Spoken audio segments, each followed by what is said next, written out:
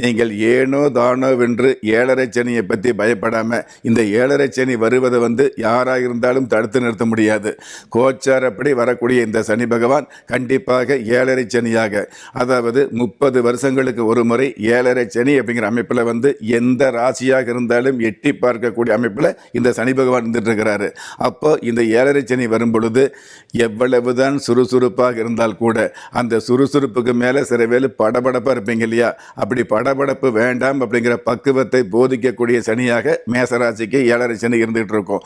அதே மாதிரி எந்த ஒரு விஷயத்திலும் எவ்வளவுதான் தனம் இருந்தாலும் தனம் என்ற செல்வத்துக்கு மேலே தானம் என்ற அமைப்புக்கு மேலே உங்களுக்கு நிதானம் அப்படிங்கிற விஷயத்தை போதிக்கக்கூடிய அமைப்பில் ஏழரை சனி இருந்துட்டு இருக்கும் அப்படிங்கிறது உண்மை.